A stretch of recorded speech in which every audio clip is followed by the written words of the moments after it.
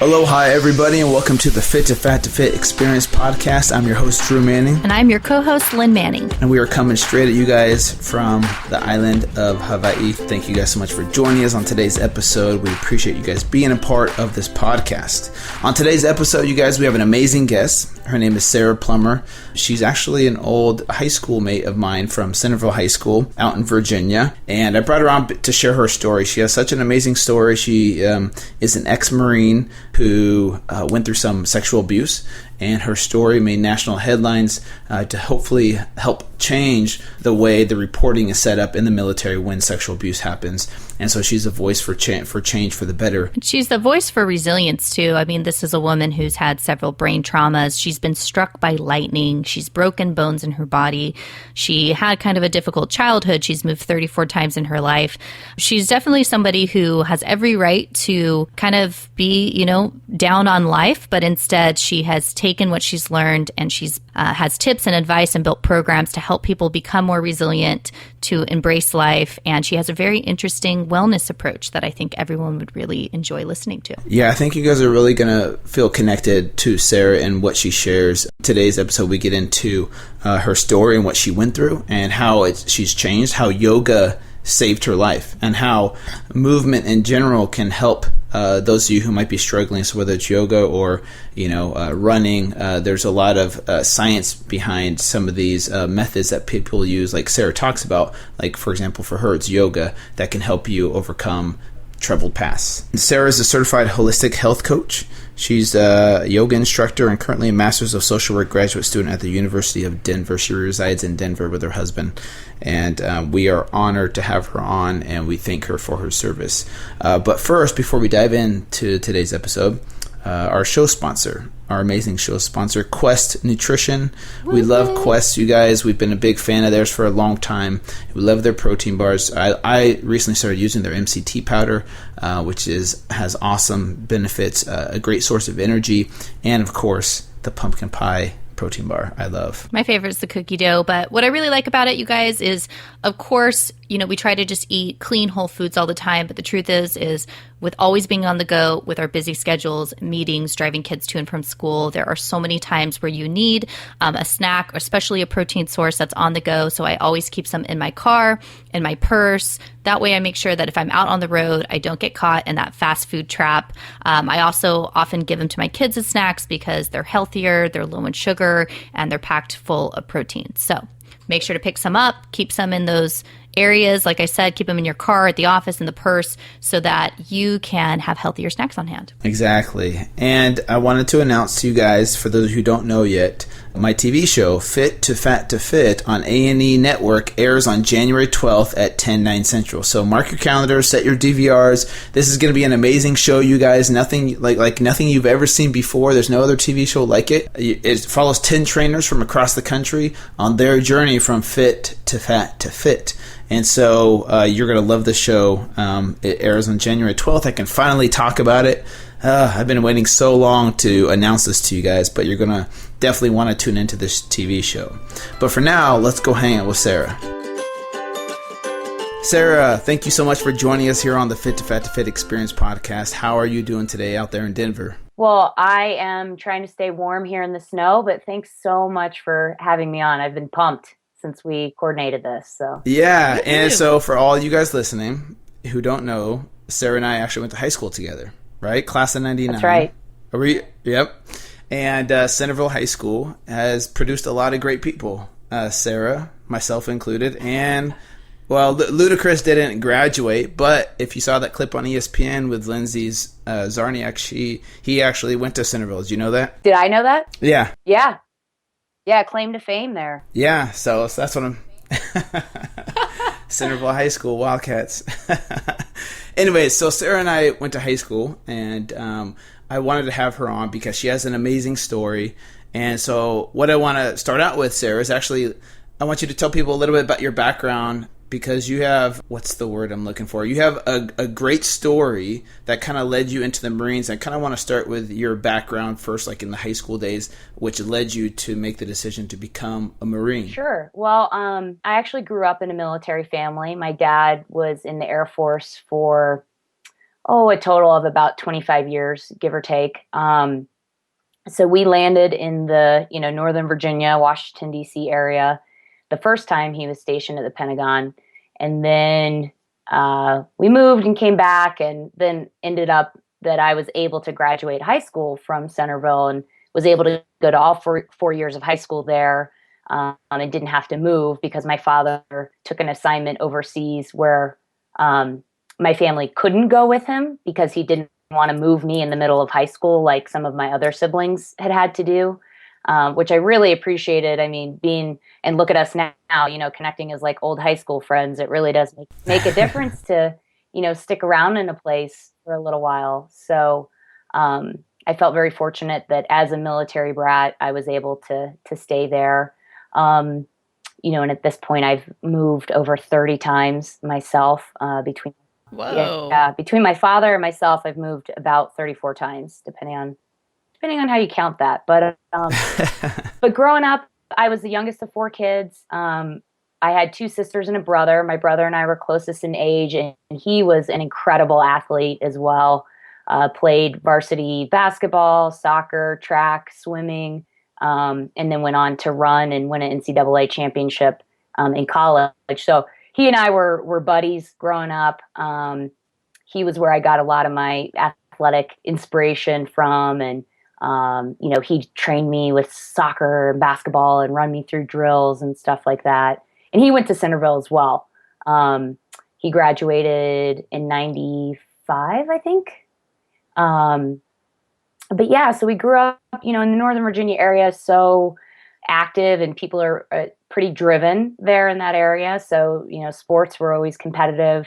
And I grew up playing soccer and basketball varsity there at Centerville. I ran track on the varsity team as well.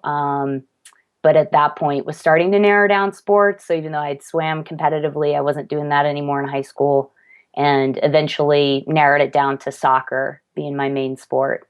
But yeah, it was a great area to grow up in if you were a student athlete, I thought. No, I agree. I grew up playing football and wrestling my whole life, and, graduated from Centerville and have nothing bad to say. I actually loved it a lot. And so I can relate to you in that. And, I kind of want to give people a little bit more of your background, because you've been through a lot of crap in your life, a lot of hard things. Yep. For example, I just want to name off a few because I'm reading from your bio here. So for those of you who don't know, Sarah has been hit by a car, struck by lightning, broken both arms and legs, had a mini stroke, and has been deployed to Iraq twice. So pretty much you are classified as a badass. All right. I'm going to say it. Like, what can you give us a little bit of background about some of these things? Like, how did these things happen? You're like a cat with 9 lives. Yeah, I've had some interesting injuries and accidents over the years. Most recently, one of my most current head traumas was on my 31st birthday. I was mountain biking. My husband and I were getting ready to move from Ohio out here to Colorado a few years ago. And it was literally the day before we were getting ready to make the haul. And it was a beautiful day, and I was like, oh, I'm going to go get one more bike ride on this like one decent trail that there was in Columbus, Ohio. And I took a really bad spill kind of off the side of a little cliff, a ravine, and landed on my head and sliced my calf open, and got a really bad concussion, a little traumatic brain injury. But most of my major head injuries have been, I mean, that one kind of makes sense. I feel like, mountain biking can be dangerous, but I've been hit by a car on my bike twice, once as a 5-year-old actually, and then again as an adult when I was about 25. Yeah, and the lightning strike happened when I was actually still active duty in the Marine Corps, and I was out for a run, going to get some PT. I was on base at Quantico, and Drew, I don't know if you remember, like in Northern Virginia, the lightning, I felt like every summer there was almost at least one house that burned down in Little Rocky Run that would get struck by lightning. So I was out for a run, and I got struck and thrown back, and I was kind of out by myself on some trails, near some trails, and then just had to get up and run back to my office. So were you past? Did it just knock you back, or did it Did it knock you out? Well, I'm not 100% sure because I don't feel like I was out. Yeah, I mean, I woke up, I came to on my back. As far as I can tell, it hit me in the foot, like burned my shoe a little bit, burned my hair, and I got thrown back and hit my head pretty hard by the time I got up and ran back. Wow. My Marines were like, "Wow, ma'am, what's wrong with you?" And I was like, "I think I just got struck by lightning," and then like threw up a little bit, and they were like, "Of course you did." Like they weren't even surprised. Yeah. I know. Yeah. I mean, we can look at this in a positive way, because not very many people that happens to. It's like you're exceptional. Yeah. It's not that you're unlucky. You're exceptional. Well, I've met a few other people who've been hit and have survived as well. And I mean, and then there are people who I have a friend whose son was struck on a camping trip and had a lot of problems afterwards. So I don't, and I laugh about it and I don't mean to make light of it because certainly there are people that it turns out quite differently. But thank God I turned out all right after that, as far as I can tell. So no, that's the thing is you're amazing. Like your brain seems functioning at full capacity. Like you're very educated and very smart. People can tell that from your interviews and things like that. And so you've been through all this hell, but you can tell that it's made you a stronger person. Like you've had your arms broken. You've had more than a dozen traumatic brain injuries. So you've been through a lot in your life. And I feel like, that makes you stronger. And do you feel like your brother, you mentioned your older brother kind of training you for soccer and things like that. Do you feel like you coming from a military family that helped develop that characteristic in you to be strong and to keep fighting through these kinds of adversities? Yeah. Or where did your strength come from, like to overcome these things? Because a lot of people would probably, not be as strong as you are today. Well, I think the good news is this stuff that makes a person strong or makes a person resilient. One definition of resilient being, returning to original form. So this concept of like bouncing back, right? The good news is that stuff is teachable and trainable and learnable and practicable. Like it isn't one of these things that's like either you were born with it or you weren't. But like anything, environment definitely impacts us. And I would be remiss if not to give credit to my family, all of my siblings and my parents. Both of my parents are really creative, intelligent people with a lot of problems too, but really interesting people. And so education was always really important in our household for all of us kids in the family. And really so were sports, other than one of my sisters who started having pretty bad knee problems at a young age, but before that was very involved with sports.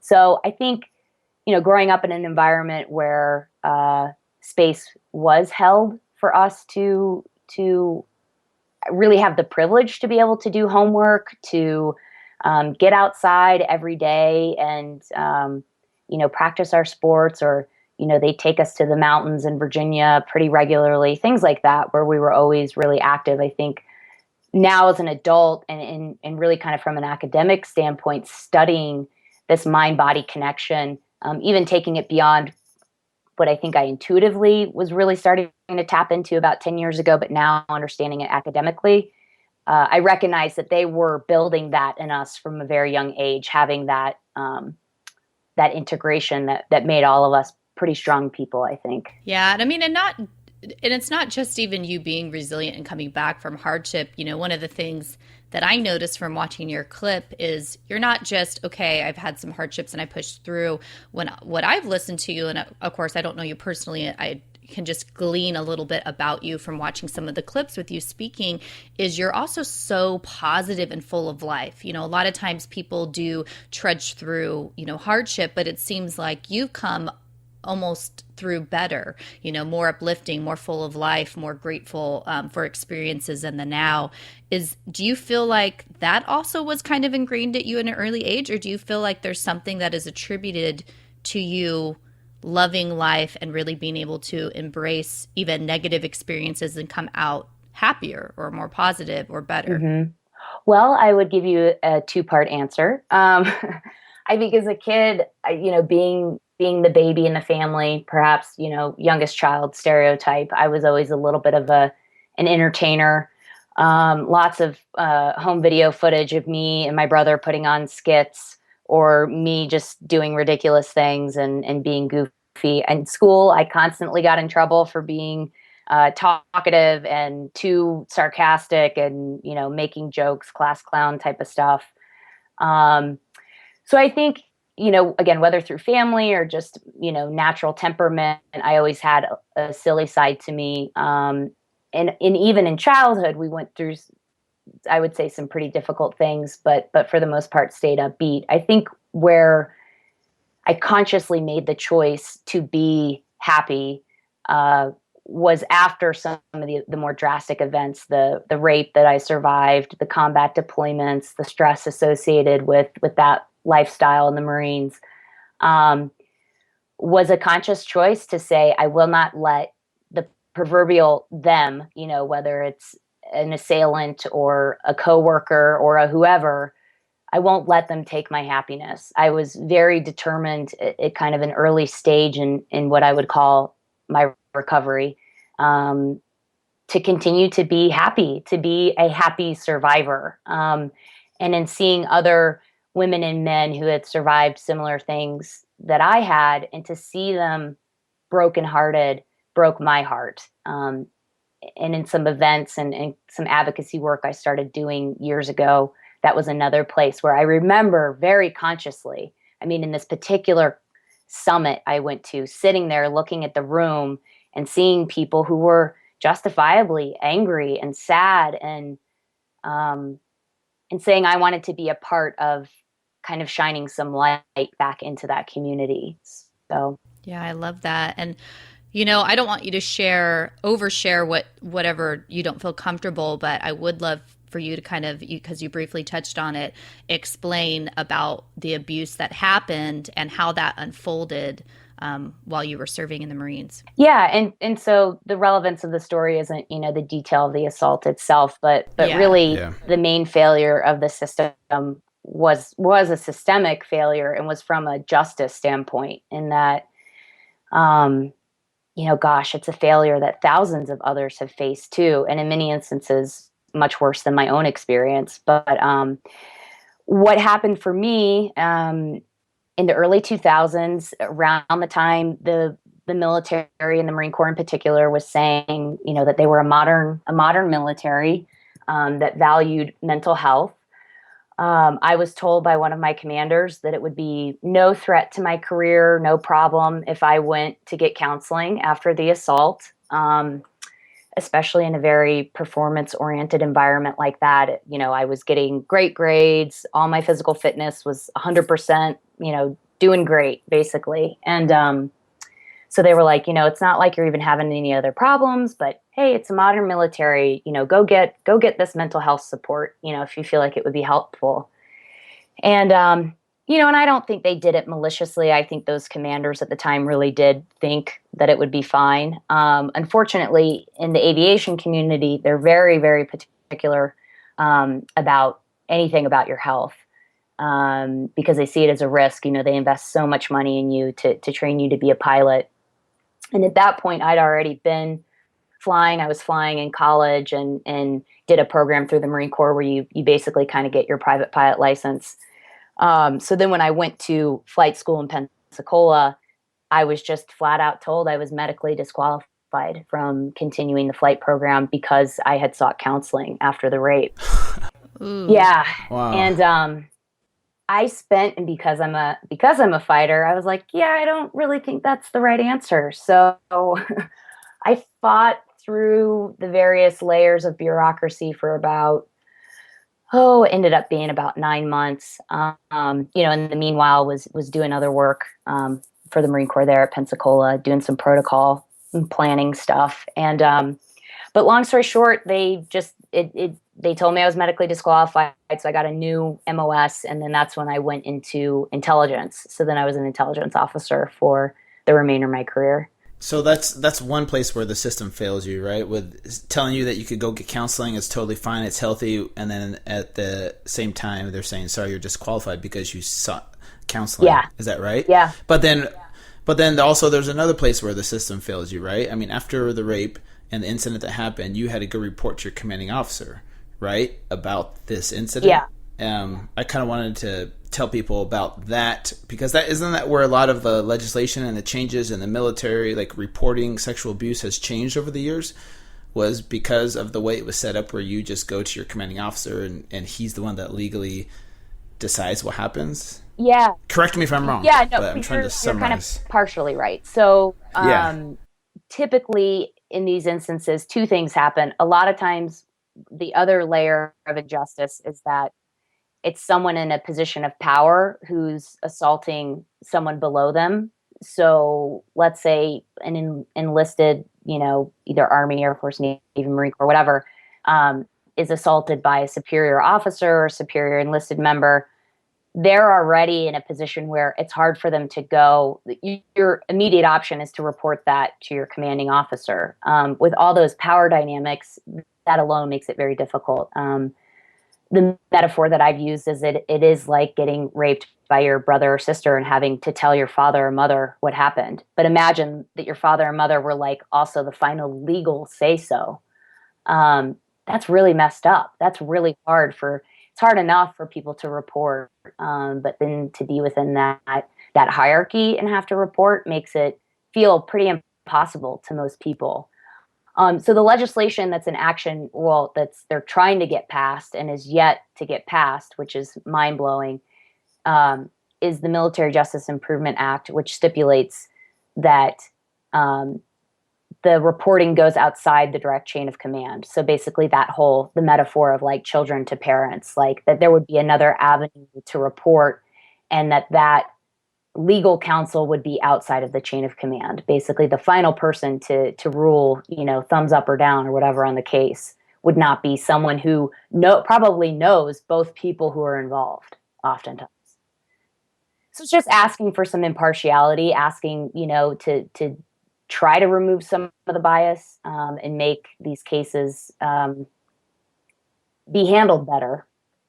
Yeah. And thank you for sharing that with us. I mean, it's a tough topic, I'm sure, to talk about, but at the same time, you're doing a lot of good in that. Even though it's slow change, hopefully there will be some substantial changes so that it is fair and that justice happens in these situations. Yeah, and the reason, it is obviously a very personal subject, but somebody actually on one of our other podcasts talked about his sexual abuse. And the reason why I think it's so profound for us to open up and discuss about it, and I don't know if these statistics are still as accurate as they used to be, but they say that in their lifetime, 1 in 3 women will be sexually assaulted and 1 in 5 men.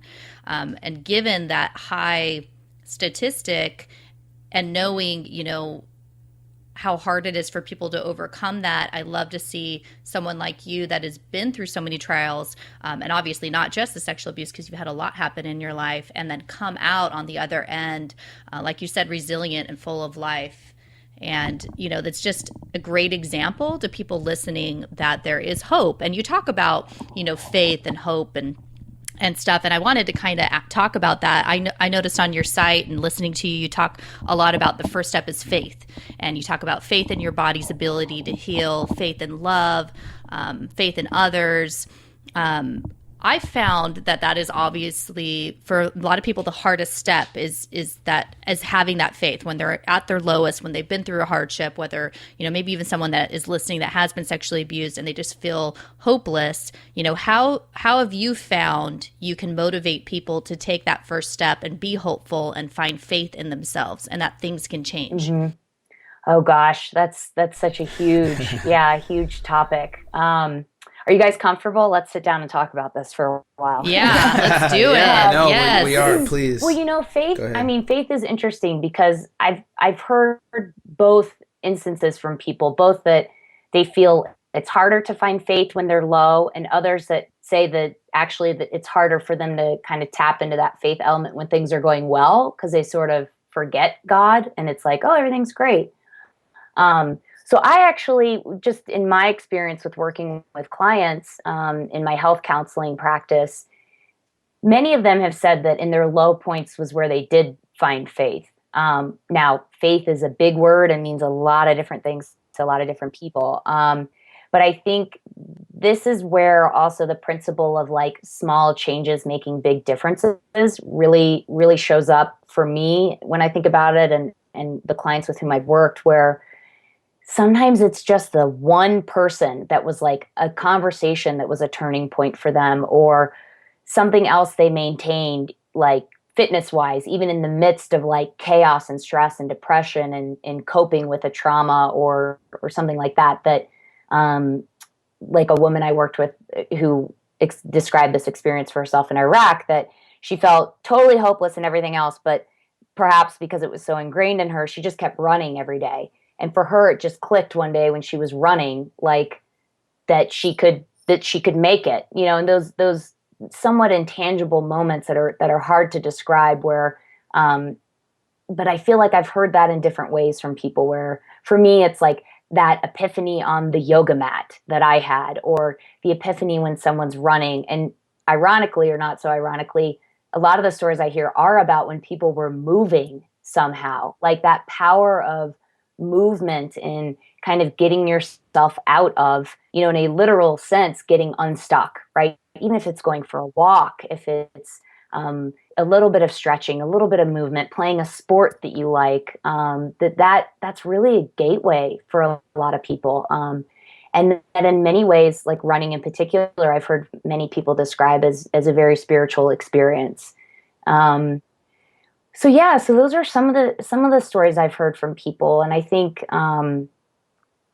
there's some research I've been reading recently too, that basically shows our brains are wired to connect now to God. Yes. Is how it's argued. And I'm sure there's plenty of people who would argue otherwise, but there's something to be said for that, that wiring that we all have to be relational, and to be relational to people and energies outside of ourselves. And so, many paths up the same mountain, as they say. There's many ways to get there, but I think ultimately that's a pretty human experience to want that and to seek it, and as a mode of survival to eventually find it. Yeah, no, I love that. And I'll let Drew talk. I know he's probably looking up for like, when am I going to get a question? But no, like just you talking about that. I've been reading a lot of stuff as well lately about connection, like what you're talking about. And you can call it connection with deity, with energy, but like you said, kind of showing that we're all connected. And it's interesting what you said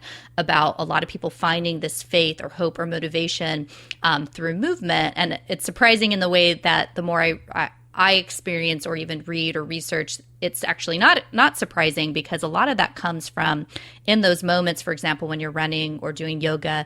And of course, this could be other things, not just body movement, but it so happens a lot with that. You're then pushed into the moment instead of thinking about the past, which is often where the depression comes from, a lot of heartache, thinking about the past and all that you've had. And then it takes you also out of the future, thinking about what's to come, the anxiety of that, the fear and anxiety.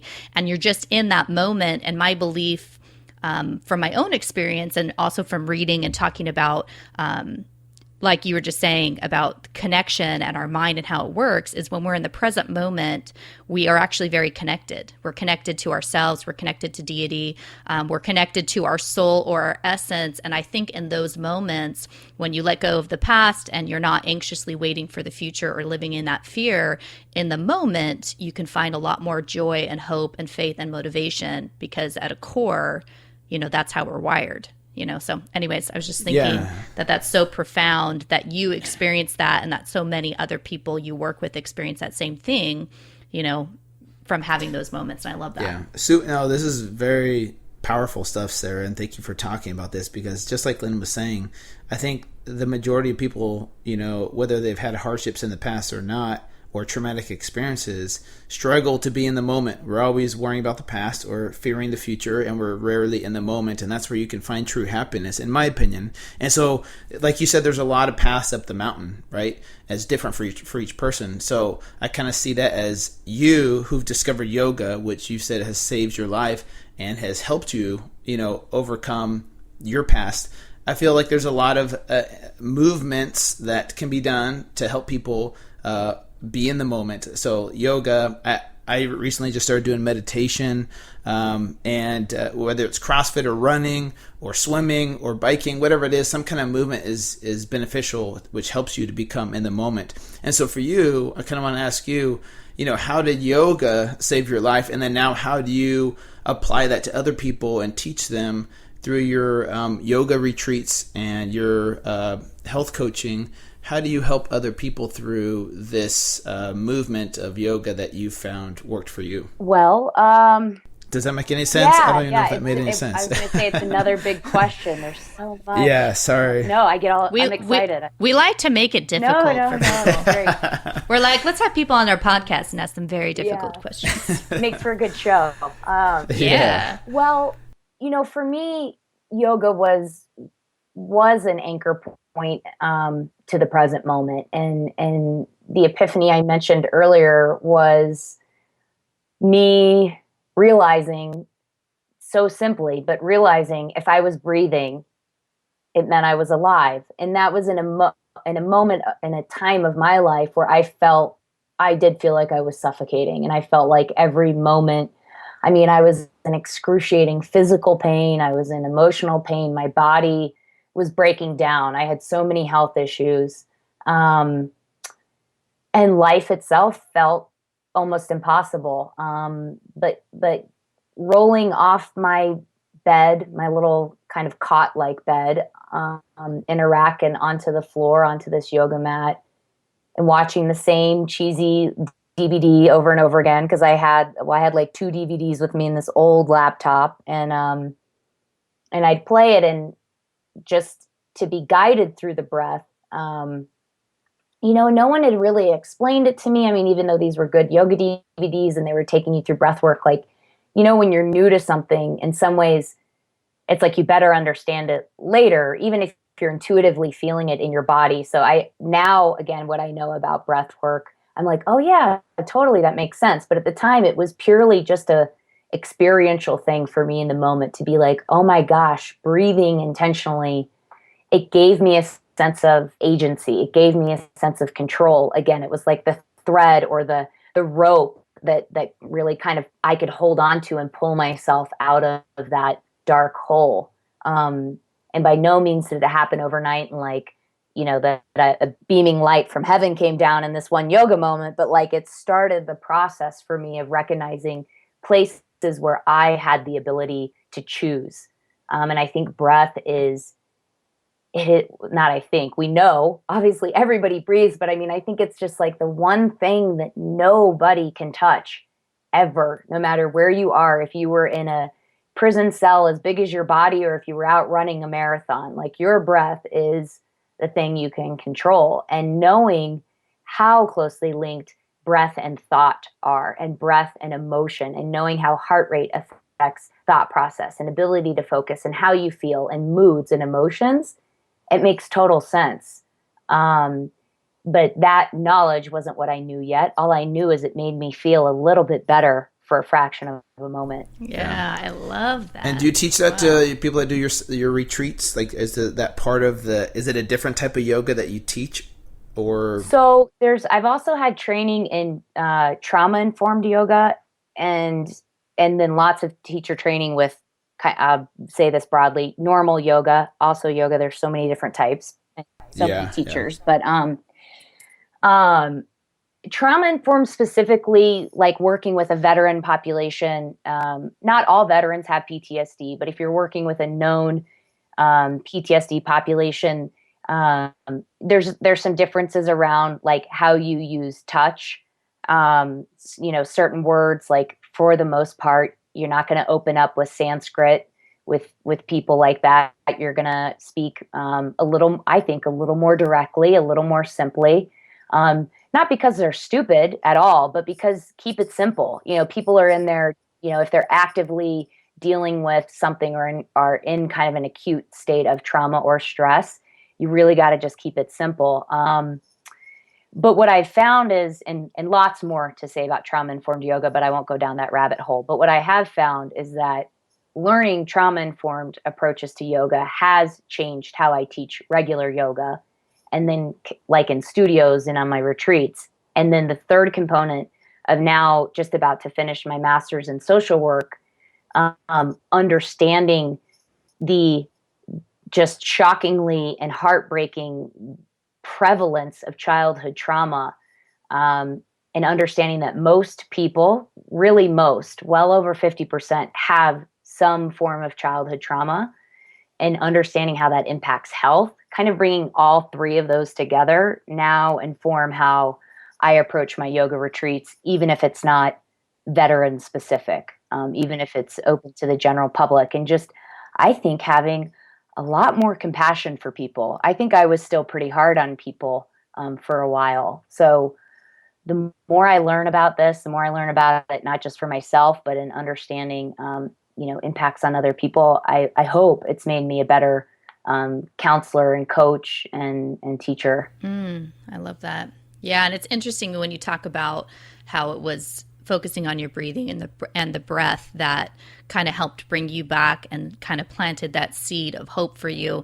Because kind of going back to what we even were talking about before, focusing on the breath, a lot of that has to do with like meditation and people meditating to, basically be brought into the now, which is where we can find the most happiness and hope. And it's, again, like you said, that focusing on breathing, it kind of takes you out of your mind, which in our mind is where we have a lot of that stress and the stories and the trauma and the fears and the anger and the anxiety. Man, we could probably do a whole episode about like yoga and meditation and benefits of things like that. But I love that. But last question before we ask people where to find you and then get into our lightning round. And you kind of answered this a little bit, but I want to see if there's anything you want to add to it, because a big component on your website is your wellness coaching. And I wanted to ask, what do you think sets you apart from other programs or trainers in the industry? This industry is so overly saturated. There's so many programs. There's so many trainers. There's so many different approaches. What do you think makes you unique in your wellness coaching and approach? That's a great question. I've thought that myself at times. One of the main things I would say is that I take a truly client-centered approach, and that I believe that they know best about themselves. They are an expert. You have lived in your body your whole life. I don't know what it feels like to be in your body. I don't know what it feels like to be in your mind. And I think having a client-centered approach in that way, in that I trust them, and that I'm not coming at them from I'm the expert, you're the dummy kind of perspective, which I've seen trainers and I've seen counselors and therapists take people, a very patronizing or demeaning approach. Just really, that's the last thing people need. They're probably getting that other places in their life. They don't need that from you. So I think it's something that my clients can feel. And I think that I really do care, and that they just need a little guidance, and heck, we all do, but that's a different model than shaming people into working hard or cutting them down. So we take a very strengths-based approach. So I think if you were to work with me as a client, that's what you would see as different. If you were just, perusing the internet, I think I differentiate myself from others because I'm a female Marine Corps officer, which is only 3 to 6% of the entire Marine Corps. So there aren't very many of us. And then the fact that I've done some unique things, like being a military Olympic athlete, that I also have the holistic health coaching background. I also have the social work. I take a very integrated approach. So you're a badass. Drew said it in the beginning, but the difference is with everything you've experienced, with your positive attitude, with your unique approach. And I can definitely tell from watching your videos, your love for life and others, you're just an awesome badass. That's how it is. Thank you. Yeah. And honestly, Sarah, I can totally relate to you when you're talking about, a client-based approach, and letting them be the expert, right? Because so many times there's gurus and experts out there that say, this is how you do it, and even for me, doing fit to fit, I did I gained that weight to gain a better understanding, to relate to my clients better. But in no way do I even pretend to know exactly what it's like for someone struggling to lose weight. Like for me, I gained a better understanding, but at the same time, I still have no idea what it's like for someone who's been, 100 pounds overweight for the past 20 years. Yeah. There's no way I could ever know that. But, and so I feel like if we can, as, people, leaders in the fitness industry, can teach that to the clients, they turn the power over to them, they're so much more powerful, and that's what's going to ignite a true lifestyle change in them, is if we can teach them, hey, you're the expert, right? We're not the ones telling you exactly how to do it, because it's different for each person. And so I love that, and I can totally relate to that. Before we wrap up, Sarah, I kind of want to talk a little bit about your book, which is launching. Can you tell me when it's launching again? Well, it's out now on Amazon.com. It's out now. Yeah. So awesome. We've got it out. I'm doing kind of a soft launch online through December, and we're trying to get it out available in time for Christmas. And then I'll do some more hard launch oriented stuff in the new year. So some in-person events in Denver and some places like that. So awesome. We'll make sure to put in the show notes the link to find her book. Exactly. Just Roll With It is the name of the book. And can you briefly just tell us what you want people to get from reading your book, and what's the biggest takeaway that they can get from Just Roll With It? Yeah, I hope that they, it's like, wow, that's redundant. But but I wrote it because I wanted to write it for people who are tired of being pathologized, demonized, judged, labeled for having challenges. For people who don't identify like with a patient identity, but as like an agent of their own lives, their own changes, their choices, and to focus on the growth piece of things. So that strength-based approach again of like feeling empowered by this stuff versus further discouraged or cut down. And then to loop back to a comment I made earlier, in that resilience is trainable and teachable and learnable, and it's something you can practice. So a lot of my book is very geared toward, here are some practices you can try.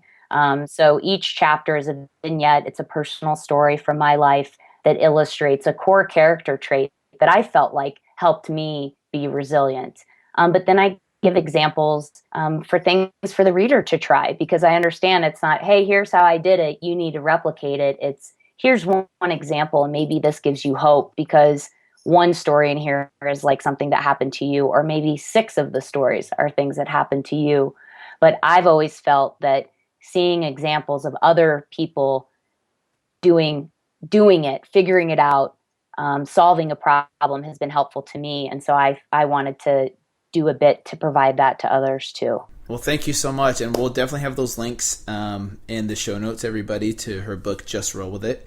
And I think Lynn has some lightning round questions for you, Sarah. Yeah. We warned you. We warned you about this. But before we get into that, where can people find you on social media and your website? SemperSarah.com is my main website. And most of my social media handles are Semper Sarah, all one word, or Semper_Sarah on Twitter.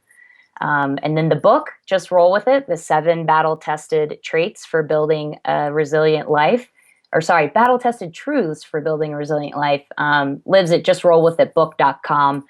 And you can also buy it on Amazon.com, Barnes & Noble, and Books A Million. Woohoo! Awesome. Check it out, you guys. And like I said, we'll make sure that is in the show notes for you to find. So as everybody knows, we love to wrap up the show with some lightning round questions, which are basically questions that I thought up of that I want to know about Sarah that have nothing to do with anything important. And therefore, I like them the most. So the key to this, Sarah, is I'm going to ask you the questions. You have to respond as quickly as possible with the first thing that comes to your mind. Okay. Puppies. All right. Puppies. Chocolate. Squirrels. Okay. Okay. If you could star on any reality television show, what would it be and why? Dancing with the Stars, because I think I'm a terrible dancer and people would probably just laugh at me the whole time, and it would be entertaining. I love it. I dance like Elaine from Seinfeld. Yes. If you've ever seen that show, you understand. You and I going out together, that would be interesting. Okay. Most embarrassing moment. Oh gosh. It's terrible. It's from good. Okay. It's so bad. I don't You got to tell us. You have to do it. Hey, you got to do totally it. Appropriate. You got to do it. If you've heard some of the other ones. Right.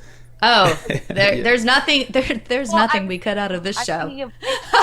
Drew and I are friends from high school, and I was a late bloomer. And the first time I got my period was in the middle of math class, and it went all over the seat, everywhere. Like I had to. Oh my gosh! And my brother, who was home from college, had to come pick me up from school. Oh my gosh! Oh my gosh! Yeah. Dude, being a woman sometimes, seriously, that's so hard. unfair. So this unfair. Is actually happening. If it makes you feel better, mine is pretty bad. But that is not inappropriate. That's totally staying in the show. Okay. Favorite, because you've moved, 34 times, and also I'm guessing you were pretty well traveled. Your favorite place you've ever traveled? Oh, Argentina, Spain, and New Zealand. My top 3 favorites. Oh my gosh. Argentina, I'm jealous. Spain, I definitely want to go to and New Zealand one day. Okay, awesome. I haven't been to any of those places, but now they are on my list. Oh, I love them. I think I was Spanish in my former life. I think I belong in Spain. I love it there. Hey, you might have been. Awesome. Okay, the dessert that you most often eat. Okay, lame answer is dark chocolate, because I eat that a lot. Now everyone's like, "Oh, dark chocolate's healthy for you." So I don't know if that counts as a dessert, but hey, it's still good. It's still ice cream. I love ice cream. What kind of flavor? What flavor ice cream? Well, there's a really special little place here in Denver called Little Man.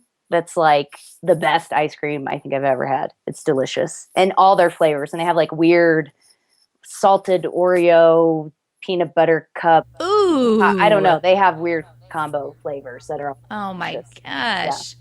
That sounds amazing. Yeah. Okay. So I got to ask you this, Sarah. Have you, first of all, have you ever been overweight, or have you always been in shape?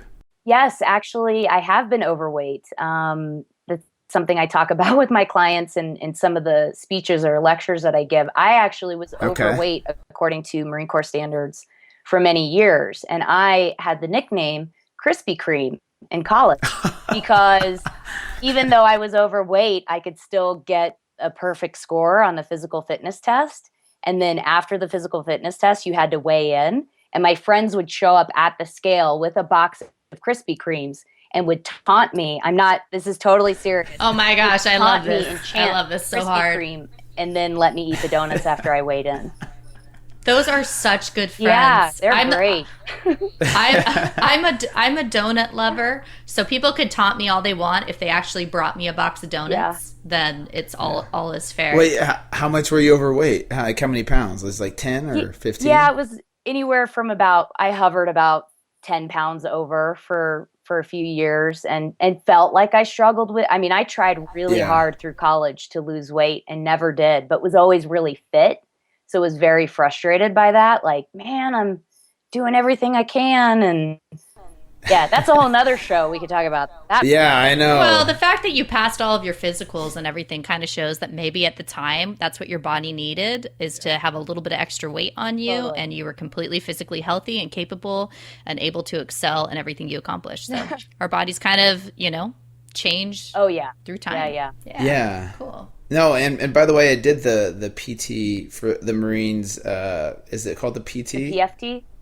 PFT, sorry, yes. I knew I was missing a letter. I did the PFT with some Marines out in Utah, and that's no joke. I had, I did okay, though. Like, I survived. I didn't die. But they invited me to do it with them and then speak to them about health and fitness, because some of these Marines were struggling because they would eat donuts. Because of Krispy Kreme. And so that sounds like a lot of fun. I was going to say, as a female Marine, the quickest way to earn your male Marines' respect was to do more pull-ups than them. So I made it my mission to do 20 dead hang pull-ups, because that's the top score for guys, to just shut anybody up if they were ever like, oh, women don't have to do pull-ups. Like, that's the Marine mindset. That's legit. 20? Yeah, that's legit. Okay, so the question I was trying to get into was, because I know you've been 10 pounds overweight, and I know some people are like, please, that's not overweight. would you ever do a Fit to Fat to Fit journey? Ooh, man, I watched some of your videos and I was like, that's rough. I mean, I think the mental, emotional component that you talked about is one of the biggest concerns I would have, like, in knowing, I think, in being able to empathize them with people who feel like they can't get out and move, and being like, God, these things that people feel like are personality problems or mood problems are very tied to health, physical health predictors. But to answer your question, yes, I think I would. I would consider All right. it. Yeah. What? All right. This is like one of 2 women that have ever said yes. Yeah, you're like the second or third woman that said yes to doing it. That's awesome. Okay, so I will send your info to I put my foot in my mouth. No. You're going to be on season 2 of my Fit to Fat to Fit TV show. Okay, now he's not kidding. But no, I'm being serious and kidding. But I do have a TV show coming out. Did you know that? Yeah, you told me that. That's awesome. When does it start? Yes. So it airs on January 12th, and this is the first time I'm announcing it. No, second time on the podcast. Yeah. January 12th at 10 p.m., 10/9 Central on A&E Network.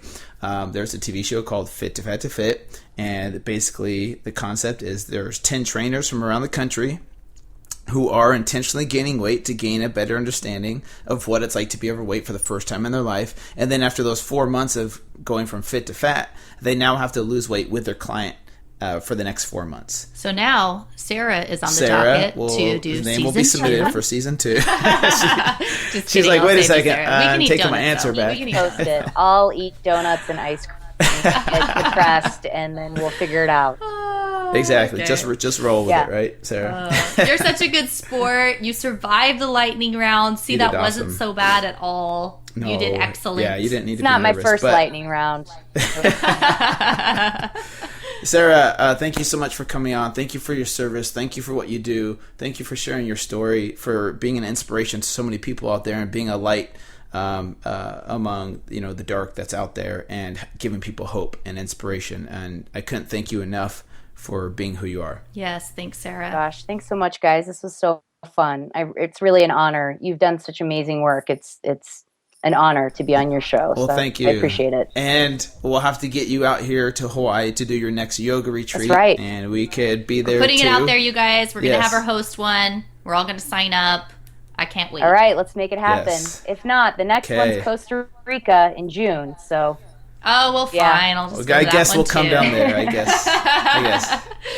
Awesome. Thank you, Sarah. All right, guys. Have a beautiful day. All right, you too. Bye. See ya. Thank you guys so much for listening to today's episode. We really hope that you gained a lot of valuable insight from Sarah and the story and the message that she shared. And we really hope that you enjoy our podcast. And if you do, please subscribe on iTunes. Please leave us a review. Please tell your friends and family about some of these episodes that you think are valuable. And let us know about any other future guests that you would like us to have on. Yeah, I hope you guys were able to gain a little bit of insight into finding that hope, finding your true purpose. Every circumstance is different, but what I love about Sarah is her resilience and her passion for life. If you want to find us, you can find me at 2 Fit at Home on all social media outlets. And my website is 2fitathome.com. You can join my newsletter there for updates on what we're up to. Yep. And for me, all my social media handles are at Fit to Fat to Fit. That's with the 2, not T-O. And my website, fittofattofit.com. Sign up for my newsletter, and that way you can stay in the know of what's going on with events and TV shows and new podcast episodes that come out every single week so you don't miss anything. Awesome, you guys. Well, we will see you next week. Bye.